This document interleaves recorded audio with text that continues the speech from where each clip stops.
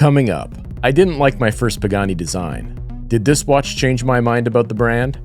Let's find out.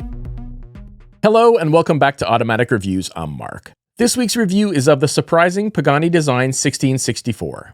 This is kind of a big review for me because the last Pagani design I reviewed disappointed me in many ways. However, people have insisted that Pagani design is a good brand and worth my time. Today's review is really a round two of sorts to determine if I should keep reviewing Pagani design watches or just give up. But before we get to that, I'd just like to let you know that I put up videos every week and my goal is to focus on the best watches at all price ranges. If that sounds good to you, then consider hitting that subscribe button. And while you're at it, tap that little bell icon too so you can be notified each week when my latest video goes up. This week's video isn't sponsored, but even if it was, I'll always tell you what I really think. Alright, now let's take a look at this watch. Here's a quick look at the unboxing experience. The watch comes packaged in this dark blue branded Pagani design box. When you slide it open, you find a Pagani design microfiber cloth and a piece of foam. Removing that, you'll find the watch wrapped in plastic and wedged protectively in some foam packaging. Also, most of the surfaces of the watch have a protective plastic film on them. Attached to the watch is a retail-style hang tag. Also included is an instruction booklet, as well as a warranty card. Pagani design offers a 1-year warranty. The stainless steel case, with built-in faux end links, features a mixture of brushing and polishing. This watch is 40mm across measured diagonally, not including the crown guards, and 12.5mm thick, including the crystal. Lug to lug, it's 47.3mm, and its lug width is 20mm. It has a screw-down case back with a sort of confusing but pleasant starfish design. It also has a screw-down signed crown, nestled within crown guards and flanked by screw-down chronograph pushers on either side with polished ends.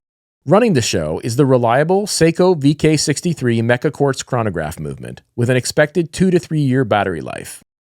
Here's a quick loom shot. The silvery dial has a faux meteorite texture imprinted into it. The indices are silver loomed swords. The hour and minute hands are silver loomed batons with a centered black accent line. And the main chronograph hand is silver with an arrow tip. The printed logo and chapter ring are cleanly executed. There are 3 black subdials, featuring a concentric circle texture and polished silver hands. The edge of each of these subdials is sort of polished too. It's a really nice touch. The left subdial is the chronograph minute counter. It only totals up to 60 minutes, so as with all VK63 powered chronographs, it does have its limits. The center dial is just simply the running seconds of the watch, with a typical quartz once per second tick. On the right is my old nemesis, the 24-hour dial, for those without windows or regular sleep patterns. At the 4 o'clock position, you have an unframed date window. Covering all this up is a sapphire crystal. Surrounding the crystal is a tachymeter bezel, which is made of ceramic and features etched and painted numerals. Water resistance is 100 meters. Included is a comfortable rubber strap with brushed signed hardware. Here it is on my flat profile 7-inch wrist. On this rubber strap, it weighs 93 grams. On AliExpress, I picked this up on sale for about 78 Canadian, which works out to around 56 US. That is not a lot of money for an entire watch, but let's take a look at what you get for your money. This watch retails for just over $50 US, so we can't expect the moon. Though I am happy to report that it's honestly quite feature-rich and well made for the price. But there are a few aspects that come across as a bit cheap. The end links, for example, are just built in, and there is no option to remove them and use a traditional strap. It actually looks quite nice on the rubber, and I probably wouldn't change it, but the knowledge that I can't is irritating. NATO lovers might dislike this in particular, as it does look a bit odd.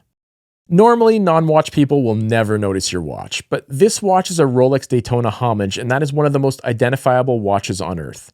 To me, this is a bit of an issue because eyes will gravitate to this thing, and then you might find yourself explaining that it's not a Rolex over and over, which just sounds like a drag. The only thing that compensates for having to talk about watches with non-watch people when you're wearing a Rolex is, well, the fact that you're wearing a Rolex. It just seems like a high price to pay for the privilege of wearing a $50 watch. The VK63 movement is a bit of an issue for me. Don't get me wrong, it's well made and it's reliable, but I just don't like 24-hour dials. Not unless they can be controlled independently and set to a different time zone. In this case, you can't do that, and it just kind of takes up space for really nothing. It's not the end of the world, so it's a mid, but I really don't love it. I'm in two minds about this dial. On the one hand, it does look quite nice, but on the other, it is clearly evoking a meteorite vibe, and the dial composition is definitely of this earth. No wonder an actual meteorite dial at this price is asking too much, but that said, what you have here is an eye-catching dial that is not what it appears to be, and the closer you look at it, the less convincing it is. It's kind of a nitpick, so it's not a low, but I think it just makes the watch seem a little bit cheaper. I think one of the more traditional colorways would be a little bit more classy. The macros here are actually quite decent in places. There's definitely still some rough edges here and there, but for the money, I have no major complaints, especially when I compare it to the last Pagani design that I reviewed. We're making progress here, so I'll classify that as a high. This rubber strap was a great call. It matches the budget of the watch and doesn't overshoot and miss like the metal bracelet on the last Pagani design I reviewed did. If you remember, I used it to literally zest a lemon. This rubber replicates an iconic Daytona look. It's quite comfortable, and I think it looks pretty cool. This watch is comfortable. The fit and finish here are great for the most part. There are no sharp edges to be found anywhere. It's also a good size overall. In general, this watch wears really well. This is a handsome watch. It's quite heavily influenced by the Rolex Daytona, of course, but it is still quite nice nevertheless. It actually makes me like the Daytona a bit more. I never really connected with that design, but wearing this watch around, I sort of get it. I think if you can accept to wear such an obvious homage, you're going to like how this watch looks. The value here is really quite good, especially for a super reliable chronograph.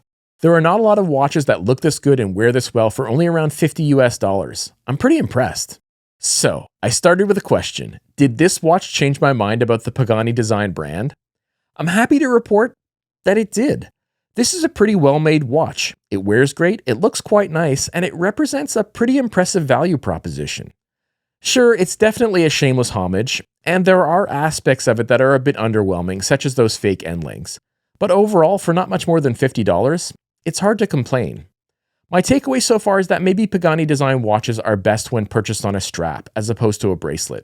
The last Pagani design I reviewed, it was on a bracelet, and that was one of the major negatives. There were other things I didn't like, and this watch has improved upon those things, but being on a strap definitely helped.